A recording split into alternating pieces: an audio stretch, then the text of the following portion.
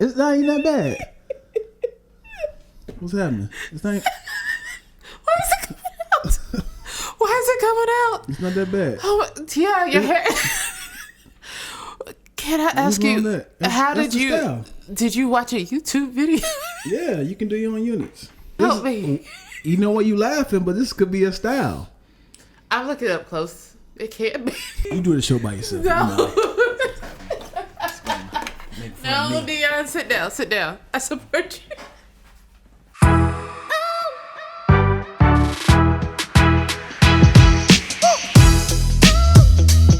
Welcome to another episode of Random Ass Conversations. Welcome with Twilla and Dion. We got an incredible story. Yo, okay, Dion. I can't. What? Oh, she's laughing at the fact that I have a Santa Claus hat on.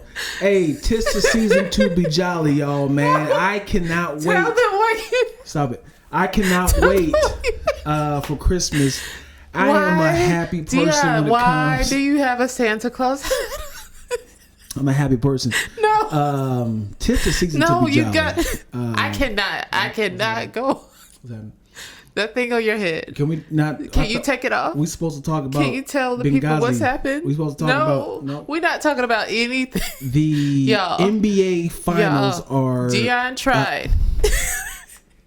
I'm gonna tell him. You remember a couple weeks ago when Dion got that unit? So what? Yeah. Now she's laughing about that. So a couple weeks ago, no, I got a G unit. Shout out to Garrett Dixon. I got a G unit in my head. It was phenomenal. It looked good. The ladies was in the boys' DMs. Okay. And what's happening now? Fast forward. Please fast forward. So apparently, I thought it was that easy to do my own unit, and oh god, it's not easy to do your own unit. Okay. Apparently, it takes skills, and you would need a third party to help with the unit because the unit is its own person. The unit is its own symbiote, and it does not. Yeah. You know what? I'm going to show it, man. Please I'm going to show it to the people what's happening under my head, and it's going to match. See, it is. It's right there. It's not even that bad. I got a mohawk. It's not even that bad. What's happening? It's not. Why is it coming out? Why is it coming out? It's not that bad. Oh, yeah, your hair. Can I ask you, how did you? Style. Did you watch a YouTube video? Yeah, you can do your own units. It's not even that bad. You knew it was bad because you had a hat on. What is happening? Oh, that's just. Is it coming out? That's just excess baggage. We can just throw it away. So Jesus, anyway, help me. Help me. You know what, you laughing, but this could be a style. I'm looking up close. It can't be. Okay. All right. I see what's happening. You do the show by yourself. No. No, Dion, sit down. Sit down. I support you. Oh, God. Oh, that was good. Oh, my gosh. I am so sorry. That was not professional at all. Turns to find out there's no more hats around here. So we just doing this, huh? I guess I'm doing this. At least you could Huh? You could do that. Yeah, there you go. Keeping it down. Yep. Oh my gosh. Let's start over. Oh my gosh. Y'all tucking this down. Yep. Here we go. We back. Oh, I cannot. Can't even see it. See? It's not even that bad. We back. Yeah. I did my own unit and it looks great. It doesn't.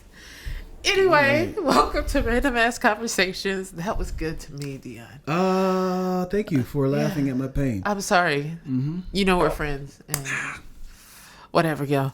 Welcome to Random Ass Conversations, where we focus on topics that we pull out this lovely mug right here. We've got so much to talk about, but only 3 different topics to pull from. Yes. So you want to hop into it, or we're going to call this the Charlie horse.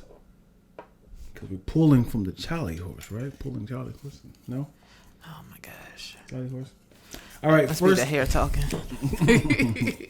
First thing, business goals. Business goals. Business goals. What is the difference between a freelancer and a business owner? How do you make yourself distinctively a business?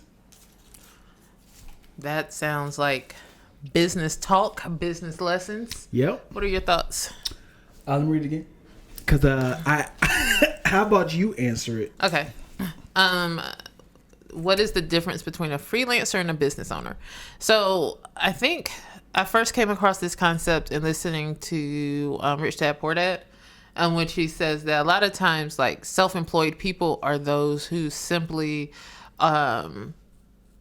they're not working for anyone else, but their job is to bring in income. And a lot of times these people only make, as a freelancer where you're hired to do work, on average, you're making $47,000 a year, Mm-hmm. which is the same that you can make for someone else, but you're working a little harder to get that type of lifestyle. Mm-hmm. And it's a hustle. Mm-hmm. A business is when you start bringing in employees to start working harder for you. And also recently just read this concept in We Should All Be Millionaires by Rachel Rogers, I believe his name is. But you can, like a business, you hire employees. You hire employees and they do work for you so that you're allowed to take on more work and to build.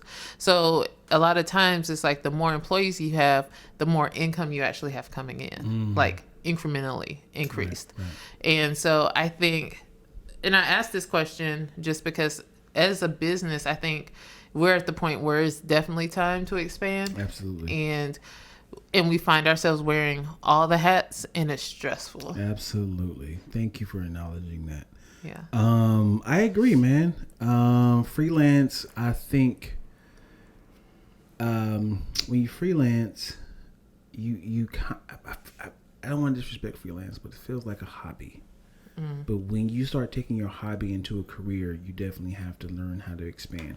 I guarantee all photographers have a Photoshop person as a employee, if you will. Or should if they don't. Yeah, because if you're a good photographer, the work is going to come in back to back. And then when it happens, you don't have time to Photoshop. You need to hire somebody to help you.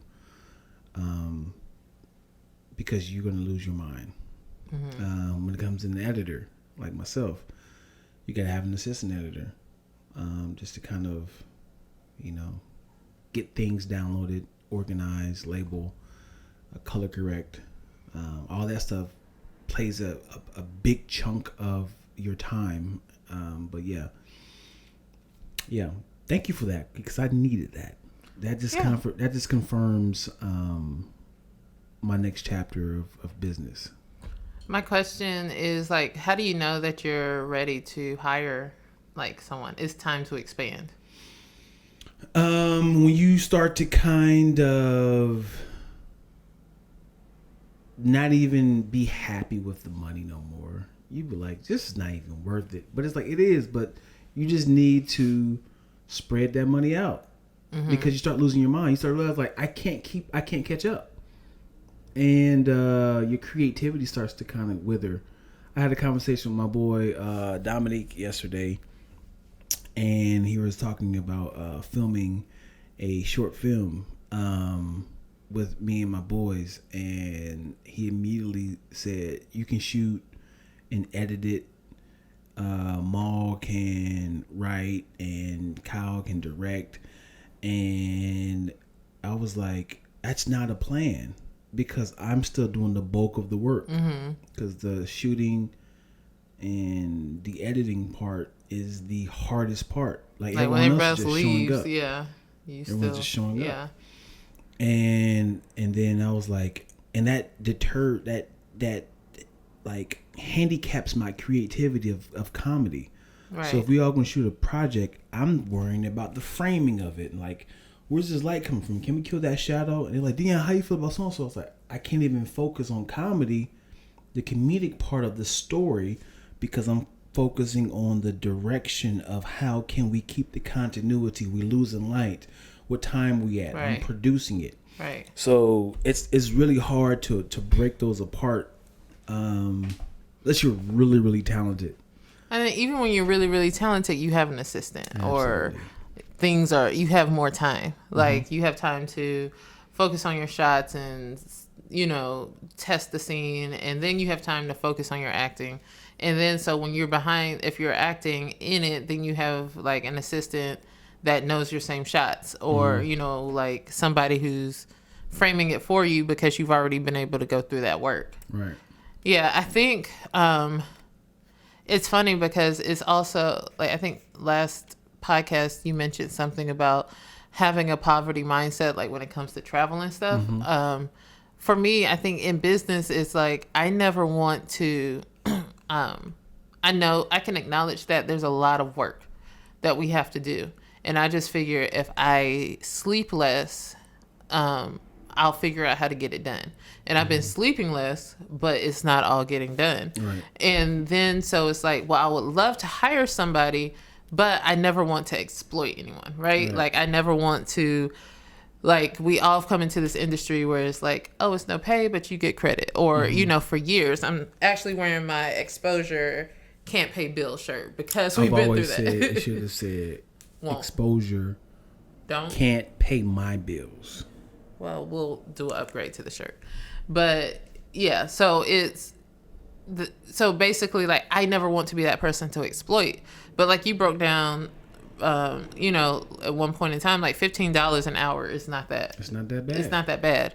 And so it's like, I just want to make sure that we can pay them. And then, like, I don't even accept a check often from our business. And it's like, well, you should. Right. And, like, because it's just like, I don't want us to go broke. I want us to stay, But we're never going to get more money if I keep trying to do everything and you keep trying to do everything. And then we're just exhausted. And then we're, like, nitpicking at each other because we're just exhausted and nothing's getting done. Right. So it is definitely, like, I think, more than time to expand. Yeah, when we're at that point. I think we was at church together when Bishop T.D. Jakes had that story about that woman who made the best chicken in the world, and everybody agreed. She opened up a restaurant. She went from a kitchen to the actual restaurant, but the company and the business went under because she tried to be the cashier and the cook.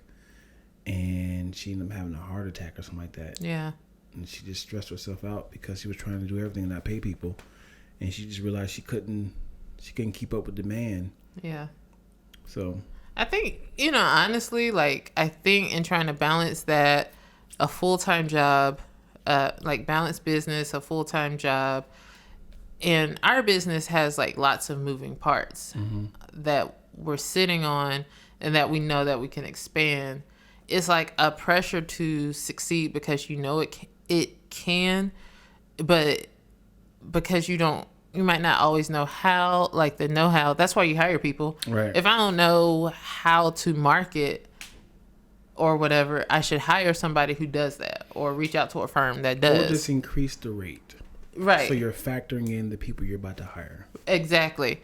And so it's just like, it's nothing wrong with expanding. Stop giving yourself, like, stop inducing panic and stress in your own life so that you can get a good night's sleep. Mm-hmm. Yeah. So Big facts. Very real. Mm-hmm.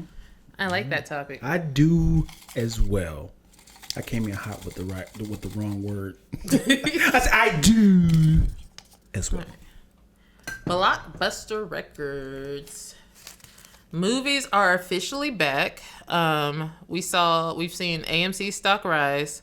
A Quiet Place 2 came out and broke pandemic records its opening weekend. I think it did 60,000, 60 million, whatever. 60 million. I think 60,000. By the time this is aired, it's probably being like 120. Right? And all the movies postponed, that were postponed, are premiering this summer. What films are you looking forward to, and why do you think this boom is going to increase? Like, do you think people are going to theaters? That's such a complex question because we all know that the money is in the theaters. Because the streaming services are buying the movies for the streaming services, assuming that people are going to be paying the $12.99 a month, right? Mm-hmm. So for the sake of easy math, say for instance, HBO Max buys Fast and the Furious 9, right? Mm-hmm. They're gonna buy it for $100, assuming that their HBO Max sales will increase. That is one subscription for a household a month. They can watch it unlimited. Right. Versus a crowded theater who that rate is going to be about $12.99 to those massive people. And if they want to watch it again, they have to pay that again. Right. So that they know where the money is. Where the money resides. Yeah. And it will go over the amount of money that HBO Max could have bought that particular ticket. So it is a gamble because it's like there's a chance people won't come out because of the pandemic. Because it's a pandemic. But I think people think the pandemic is over. Like Quiet Place 2 only released in theaters. Right. Cruella came out the same weekend, and it was on Disney Plus and in Disney Plus Premiere, so you had to pay extra to watch it. Mm-hmm. And in the theaters, and I think in the theaters opening weekend it only did something like 26 million. So that was second place in the box office. So showing that, like Quiet Place 2 is showing that people are willing to go to the theater to watch these. So I think we might start seeing less and less streaming options. I mean, like as the summer progresses, for sure. Yeah, I don't regret what Disney Plus is doing with the TV shows that's connected to the movies. That is fantastic. What do you mean?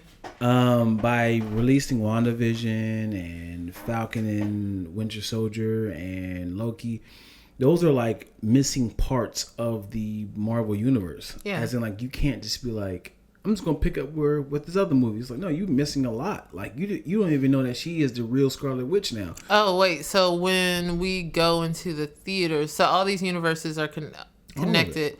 So when we go into the theaters to see, what's the next one coming out in the theaters? It will be Shang-Chi. No. Black Widow is the one being in the theaters. Okay, so Black Widow. So all these chain of events that we've seen in the other two, Winter Soldier and WandaVision, will have all taken place in that. I never thought that. Yeah, that helps because that's like you missed out. Because the new characters that were introduced was Monica Rambeau, White Vision. Sorry, spoiler alert if you haven't watched WandaVision. You should have seen 2 months behind. There's a lot of characters that's introduced. The kids. Yeah. So when they show up, it's not going to be a wait. What is happening? When did she get children? Right. So it's a great idea of having the fact that they have a $1 billion franchise, and they're like, you know what? To help Disney Plus, we're going to put seeds of like subsidiary storylines that can kind of be more flushed out through a series. That was always the plan, right? Though, and they're phasing. I love how Disney Marvel is like so strategic in their plan. Like even with phase 1, you saw the 10-year plan, and I remember seeing the 10-year plan. I was like, we gotta wait 10 years for this movie. And it's like, oh, they didn't go that far ahead. It felt like 10. No, they probably 5. Yeah, they probably did like 3 max. I think they did like 5. It was a lot of years. Nah, man, they did not do 10 years ahead. I said 5. I just reduced it to 5. Well, you know what? They could have definitely did 10 years, but them scripts are not written. Yeah, I don't think the scripts are written, but they had a plan. Like they like as from a business perspective, they were like, this movie's coming out and then this movie's going to release. And then of course all those weren't shot or written. Right. But like, and then to maintain the Bible of that universe, like if you don't know what a Bible is in, script world, it's pretty much just like what you reference of chain of events or what people wear or what characters who and where they're from, to maintain that Bible, to keep it consistent throughout all those years and through all those chapters. Like I'm in awe. Like they did an amazing universe. And I don't know, outside of like things like Star Trek and stuff like that you've had to maintain something so consistent and so long. And I say Star Trek is different because you have all the different universes. I guess it's the same as TV shows that turn into different universes, but I feel like Marvel they have so many different characters that they can pull from, and how they have to introduce it, and the worlds that they have to create to make us know it. It's just, it was beautiful, man. I think they picked it up. I think because Iron Man came out first, to kick it off, and then in a whole different universe, Universal came out with Incredible Hulk, and then Iron Man like twice. Iron Man showed up at the end of Incredible Hulk, and then he was like, "I heard you have a problem." He's like, "I heard you have a problem," and then the uproar of like, "Oh, they're a part of the Avengers. This would be dope if they include that." And then from there, I think they kind of had that. I think we owned something, because it was an end credit that nobody really kind of talked about. Right. And then Iron Man 2 was like, we got to use Iron Man 2 to pretty much jumpstart a whole universe. Right. It had Nick Fury, it had Scarlett, Johansson. Then it felt kind of rushed because they were trying to spark a whole universe. Because now Nick Fury and Agent Coulson, them two characters were going to be in the rest of the other movies. Right. So it felt like two storylines forced, and a whole Iron Man and Whiplash they was trying to create a whole. So but it was important for that Iron Man 2 to introduce all these other characters. Yeah. But very strategic. I've heard, I don't know if this was accurate. Are they doing what's the Fantastic Four again? Of course they are.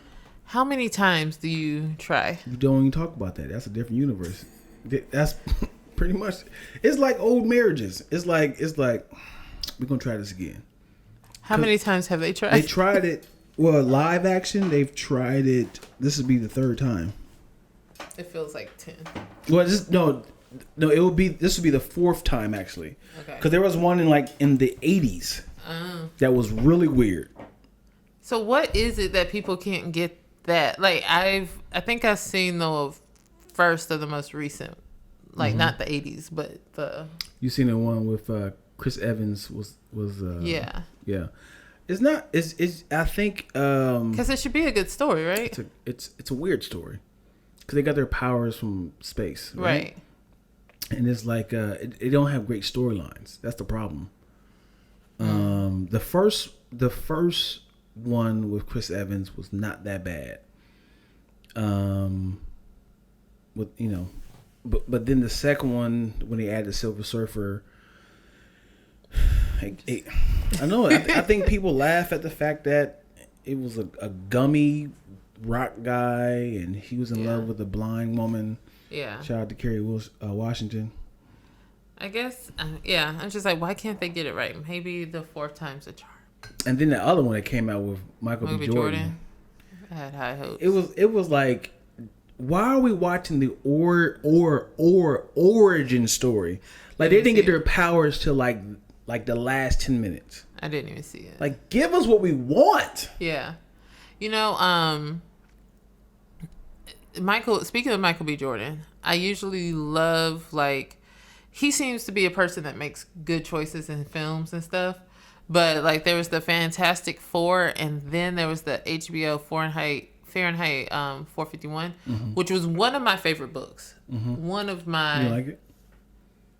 No. Do you like it? That movie was not good. Which one was that about? It was about like it takes place in the future where like books or in a world where trying to burn books, right? Yeah, like books and intellect stuff wasn't allowed, so they burned books. There's a lot of censorship, and so they tried to make it a little bit more futuristic, and I just was like, ain't it?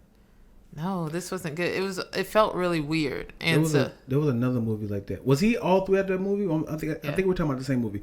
There was another movie that came out with Michael B. Jordan. It was about a kid, and he came at the very, very end, and like a mask came off. It was Michael B. Jordan. He was like, "Come with me if you want to live," or something like that. I think that's the same movie. Yeah. Yeah, I can't. It was. Yeah, but did you see the what's it? The movie on Prime with him and Lauren London? Any good? I enjoyed it. Really? I think they're setting it up for another one. I'm going to say this with all confidence. One of my favorite movies that were slept on was it Out of Time or In Time? Yo. Is it In Time or Out of Time? In Time? Wait, Justin Timberlake? Or Out of Time? Oh my gosh. It was so good. The premise of it is so brilliant. It's almost, I would love for them to make a TV show with it. Because the whole concept was you work for time. Mm-hmm. So you have to work. And then you'll see like a clock of how long you're going to be alive on this earth. But then not everybody was born with the same amount of time. Yeah, everyone was, but you were in different tax brackets, time brackets, right? Time zones, as they call it. Time zones. And so rich, like I can't say white people, but rich time people they had like 100 years, and they will gamble their time. That's how much time they had. Yeah. It was like, let me give you 6 years for your 10 years, because they were gambling. Cause that was their currency. Yeah. Such a great idea, man. It's a brilliant film. I think it's slept on. I love it. I thought you were going to come up with some trash, but that's a good one. Absolutely. That's a good one. You know what? If you don't mind me putting this out there. I don't mind putting Dion's business out there ever. I mind. You said you don't mind putting Dion's business I out there? don't mind putting your business out there ever. But what was that movie that you were like, I am in tears? It was like with robots or... Oh, man. Was it Real Steel? Real Steel. And so Real Steel, and then it wasn't The Wrestler. What was the other one? The Warrior. The Warrior I cried on. I cried where you cried. I gave that. I give you that. But Real Steel, I was like, isn't this about some robots? Man, I don't know why I cried to it. What part I cried? I haven't seen it since. But it was a part where anytime there was like somebody with a callous heart and they finally give in, you be like... You're like, I don't understand. Let it go. Let it go. And I don't know who gave up, but I remember somebody just like being so like hard and like, and then it's like, okay, I love you, daddy, and it was like, finally let go. I don't cry at love stories. I don't cry. You don't. I don't cry when people die. We went to go see Toy Story. Was it 3? And they were like, them toys, I just knew they were finna burn in some inferno, and I was bawling. Yeah. And so, Dion's laughing at me. Oh, let me say this though. I did cry. I was laughing at Toy Story 3 with you. Toy Story 4, I started tearing up because you were tearing up. The movie that made me cry was Coco. Whew. I went unaware of what this movie's about. I watched it with my youngest daughter. So I had no expectation what this movie's about. And I'm looking around like, this movie's fantastic. We watched it in 3D. The colors was popping. And then when that happened at the end, I'm like, this is crazy. This is crazy. Mama Coco. And then I'm looking at Katie and she's like this. I'm like, you ain't crying, baby. You ain't crying either. I mean, what? It's hot in here. That's what it is. Oh man, yeah. Oh, Fast and Furious, the last one when they with the Paul Walker one. It's been a long. Yo, I went to go see it with my brother, and I think he was like, "You are crying loud." And you see that little fake digitized face, like I was just done, yo. And so I hate when they play that song on the radio. So I'm like, cause I just be like, I go there and I just be like that. Ugh. Yeah, I get emotional. You know what makes me emotional? What? And this is mad petty. I'm always like, when people die in production, I'm like, oh my God, what are they gonna do about this movie? About the movie? I'm like, I can imagine the chaos. Like, how much have they shot? Oh my God. I'm like, oh my God, the pain. Not, oh my God, they had kids. No, I am mad, Patty. I'm like, oh, this is not gonna go well. Oh my God. I can imagine the chaos is happening right now. Yes, like, I really wanted to see that movie. Man. It's never gonna come out. Yeah. That's happened with when Heath Ledger died. Oh man. Remember that? And they filmed, like, they had like Johnny Depp and Colin Farrell and I remember that. Yeah, he popped in. So they shot. It was like a world where he was going in and out this door. Yeah, they shot all Heath Ledger's parts, and then they haven't shot him on the outside, and all their friends was that was pretty dope, but it was weird. Thoughts? I don't even remember this one. Okay, thoughts. Should creatives be careful not to offend people through their art? This is a great question. So, mid-sentence stops. Okay, you should answer yours first. Okay. Wow. Put me on the spot. I think everyone has a responsibility to tell truth and to give perspective through their arts, right? And I think that if done right, that should offend people, and it will offend people. I think the problem comes where people are,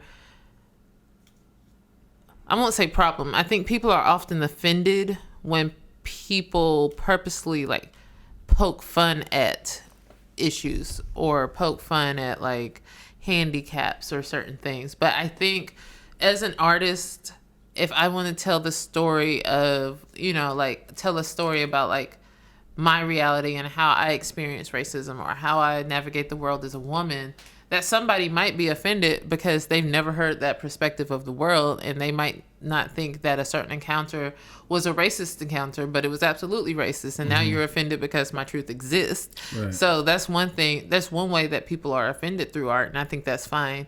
I know that a lot of times, and maybe you can answer this one better, because comedians, I feel like a lot of time have to tiptoe on that fine line of like offense just for comedy's sake, or well, a lot of times you got to figure out, why is it funny to you? Because if you come in blazing like offense with no comedy to back it up, by all means you should get canceled. But if you like, there's a reason why I think, like, this is a random premise, but if you like, there's a reason why I think abortions are needed. We need to hear why you think that is a thing. We need to understand your mindset of, how do you find this funny? But if you just leave it like that, it's like, that's it. It's like, oh my God, this is the type of show we in? Yeah. But yeah, so what I think is, I think we need to explain why. There's a purpose for the reason why we have to show this. Like, we know that slave owners weren't politically correct, but it's art because we need to show the authenticity. I helped you. Don't say I never helped you. Man, I was having a throat seizure over here. But yeah. So when you do movies that's like attacking the LGBT community, find a reason why this person is doing it, and give them a life learned lesson of, hey man, dude, this happened because of this, or you're doing these people, I don't know how they're affecting you. We need to see both perspectives, and it has some sort of message. You just can't be like, you just can't be promoting hate speech. Right. But also, there were hate speeches in slavery. They didn't have to explain themselves. Like, this is how it was. So I feel like there is a thin line of, why should I explain myself? This is how it is. To this day, there's a probably about 60% of white people in the United States who have not seen a black person before. And 60%? I'm just going. You be making up some numbers. I'm sticking with it. I'm like, that was founded in nothingness. 60% of white people in the United States have never seen a black person. That is not a real statistic, but go with it. They've not seen a black person. And all they've seen is TV. Mm-hmm. They've always seen us in TV in the worst light, and Fox News. So if they finally get an encounter with them and say, "Hey, I heard you guys like blah blah blah," and they looking like, "What? Why are you offended by that? Isn't that true?" It's like, no, we're not a monolith. We don't act like that. It's like, why are you offended because of that? It's like, because we're not like that. It's like, well, that's what Alex Jones said. Mm-hmm. Don't you guys get y'all's strength from boiling frogs? It's like, no. Why are you offended from that? So basically, like, if we need to, to that, we should put out stuff that shows. Art. We should put out art, but is it to offend or no? Yeah. Why are you doing this? Right. It has to be a reason. It has to be a reason. Like, if I am a sick, sadistic, that's the word, sadistic, mm-hmm. Villain of this story, what is his origin story? How was he sexually abused to translate that hurt to the people? Right. If it is about hardcore racism of a white police officer who purposely kills black people, do we need to have an explanation? It would be nice, mm-hmm. but we know that's our reality. Mm-hmm. Okay. So when there's something like all the things that offend people are trigger warning, trigger words, and right. Rape or abortion, child abuse, domestic abuse, drug usage. All these things are like words that kind of like, I don't like you talking about this. Right. The LGBT community. So when you talk about these, you're like, should you have to explain things that offend people?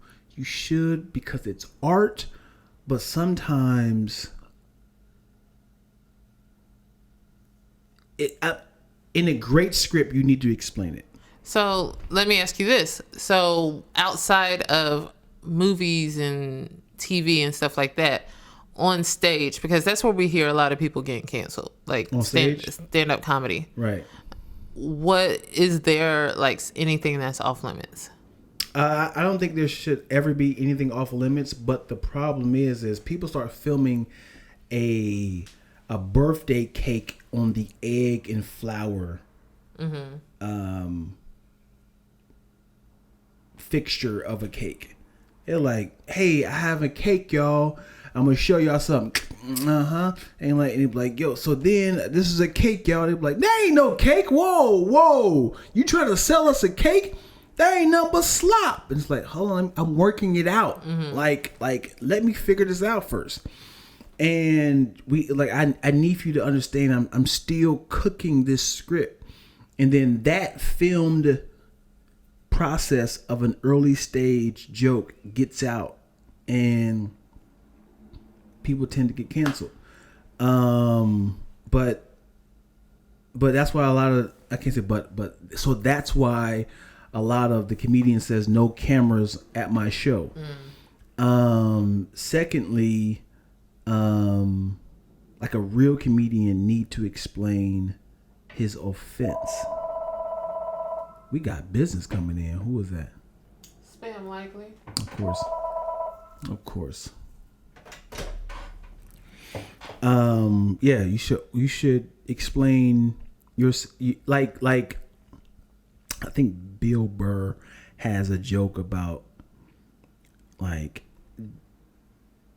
some women need to be struck like that. Immediately, that's offensive, right? Immediately. Yeah. Right? But after a while, you start to understand he's explaining this. I can't think of the specifics. This is like the strong feminist in me is coming out. Of course. So you know what? I don't know the joke specifically, but I do know Chris Rock's joke about he was saying, I think he said, can white people say nigga? He was like, it's not about how you say it, it's about the context. So he did this whole thing. He's like, because I will allow a white person to say it if this particular thing happened. He was like, imagine if there was a black guy at a red light and a white guy was behind him and he's bumping, too short. He has spinning rims. He's not paying attention to his, the light. And then, his girl was outside twerking and he said, the light turns green. He said, burp, burp. And he said, and they still jamming. He's still dancing. He's still all that stuff. And then he said, he keeps blowing, burp, burp. He said, and then it turns yellow and it turns red again. He's like, oh my God, they still there. They still here. He said, and then that next cycle to come around, he said, burp, burp, move, nigga. And then he was like, he said, then the black person called a hate crime or something like that. I'm butchering this joke. I see. Yeah. I don't know it, but I just felt it. Yeah. And then he said the police comes, like, what happened? He was like, well, he was doing this. He was like, He's like, all these things checking off. He was like, okay, you're good. I understand. It was something like that. Yeah. So when you explain it, it's more understandable versus offensive. Right. And I think, like, you have to come into comedy kind of knowing, like, what you're getting into. Like, why are you here? Yeah. Like, I mean, there are definitely, like, comedians that I love that have made some offensive jokes to me. And I don't necessarily find those funny. I haven't canceled them. But I'm just like, this isn't what I would make fun of. But again, it's not my joke or my set. And I respect y'all's, like, your worldview on other things, like, or the comedy on other things. And so I don't think you were trying to come off and be like a complete jerk, but I just didn't find it funny. Right. But so then you have to know what type of world you're going into. Like, that if you're going to go to a comedy show, and if you're sitting on the front row, or if you're going to be making noise and what do y'all call it? Heckler. Being a heckler, that you just might turn attention on yourself and get picked on. They might come for you. That's just part of the comedy show experience. So I think that you should overall embrace it. And if it's not an art that you appreciate or that you want to hear, then maybe that space isn't for you. Let me ask you this. Who's your favorite comedian? Like, worldwide known. Worldwide known, my favorite comedian. I would be basic in saying Kevin Hart, but Kevin Hart? Yeah, for sure. Okay, so say for instance, we have front row seats at a Kevin Hart concert, right? For your birthday, I got you these tickets. They are $1,000 tickets. We're front row. Kevin Hart looks at me and says, "Yeah, my man, the blue shirt, old man, you funny looking, blah, blah, blah." I say something that erupts the crowd. Everyone starts laughing.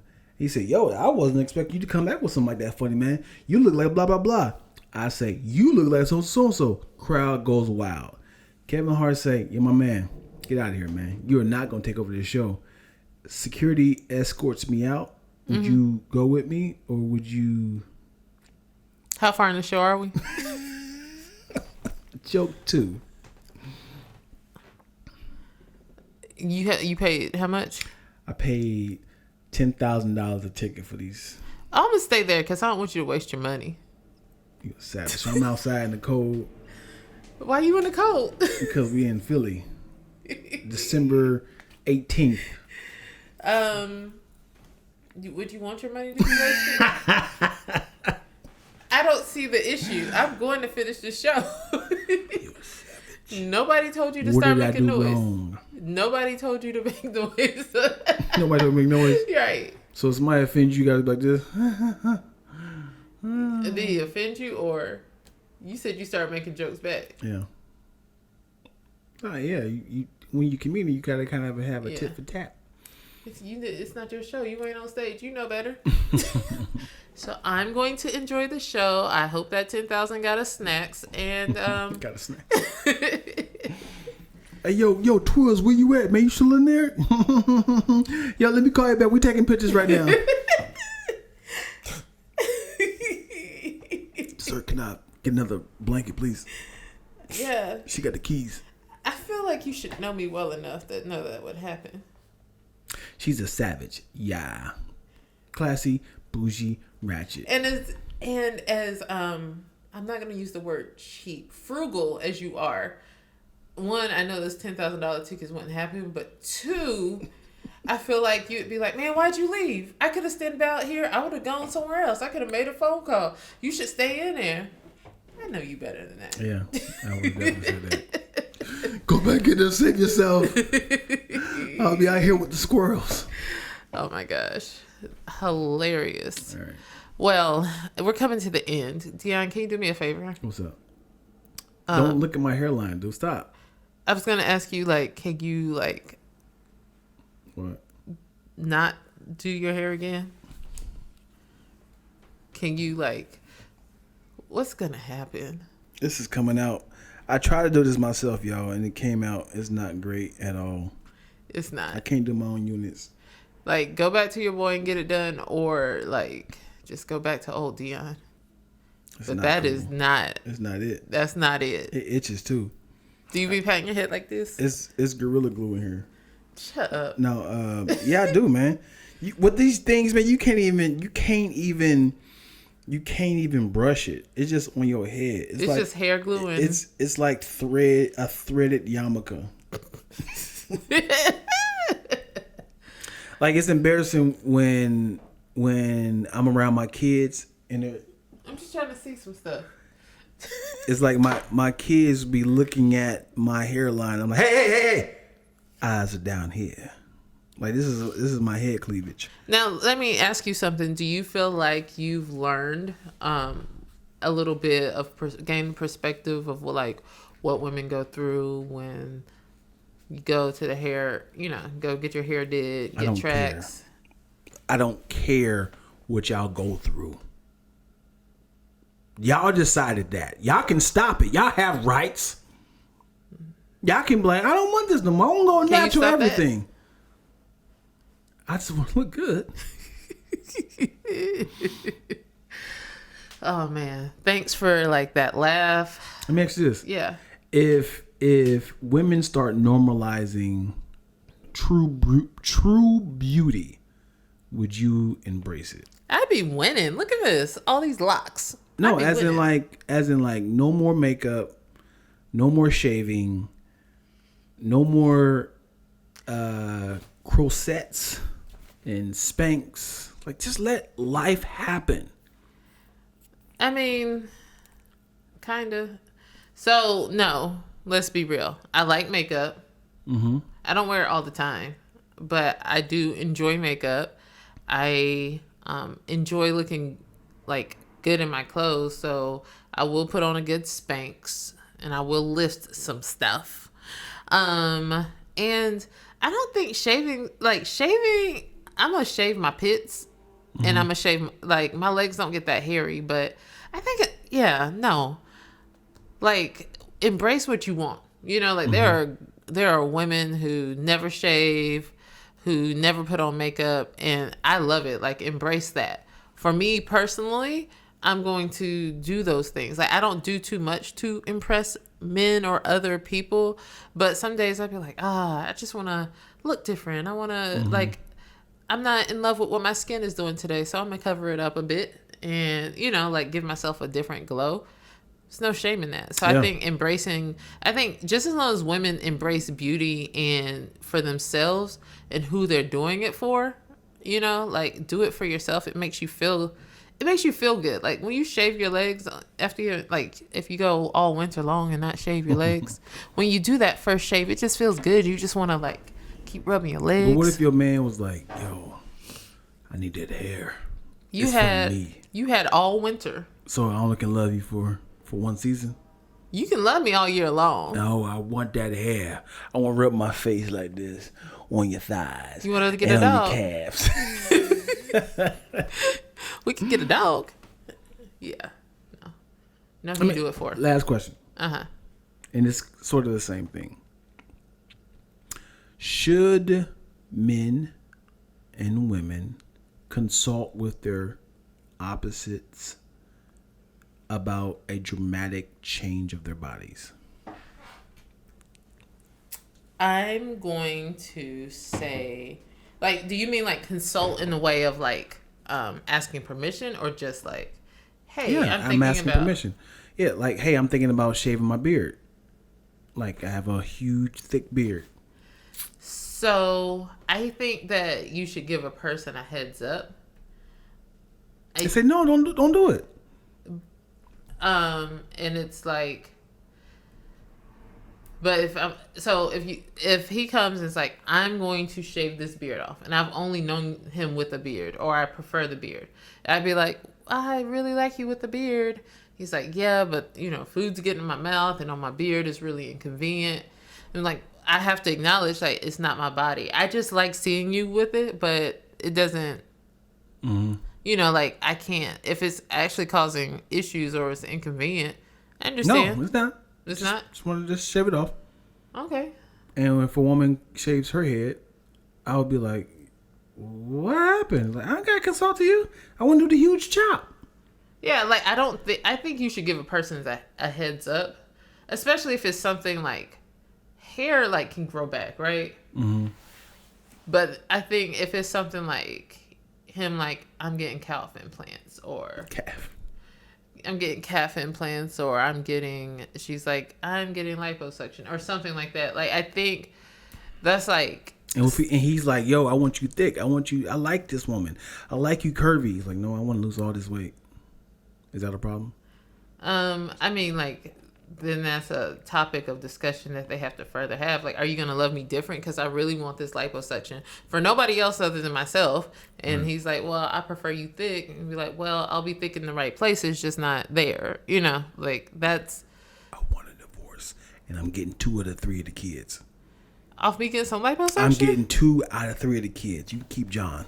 Why didn't you want John? Please don't give me John. Take Mike. Take John, and I'll keep Catherine. It's fine. Yeah, I don't know. What do you think? I think it's tough when you have to ask the other person. I'm thinking about shaving my beard. Why? I think the reasoning should determine if yay or nay. Mm-hmm. As if I'm doing it for a role, which is obviously bringing us money. Mm-hmm. I promise to grow back. Or if it's something like, I just want to switch it up. And she's like, well, I really like it. And he's like, I just want to switch it up. And it's like, will this, if I shave it up, will this call a stir? Like, how does this help our life? Yeah. Like, I think, like, I don't think a person should ever completely dictate what the other person does. I think it is something that requires, like, you talking about it, But if you're just gonna ignore it in the first place, like, like, okay, I heard you, I just was gonna let you know, then, you know, there's maybe some other underlying issues there. But, like, thinking about it, like, if I told my man that, you know, like, if I was like, hey, I'm gonna shave my hair off and start all over, and he's like, no, I like your frizzy locks. It's like, I could take that into consideration. Oh, he likes my locks. Right. Will it hurt me to... No, yeah. Like, why do I want to do it? Do I just want to change it up? Maybe I'll change the color. What about me dyeing my hair? Yeah. You know, like, what compromise is that there? Yeah. I like it. All right. Yeah. Well, as always, thank you for watching. Please be sure to like and subscribe. You will not see this hair ever again. Yes. I hate it here. You shouldn't have taken it out. Oh my gosh. Like, subscribe. Please comment on this and hit that notification bell for more. Thanks for watching Random Ass Conversations. Help me.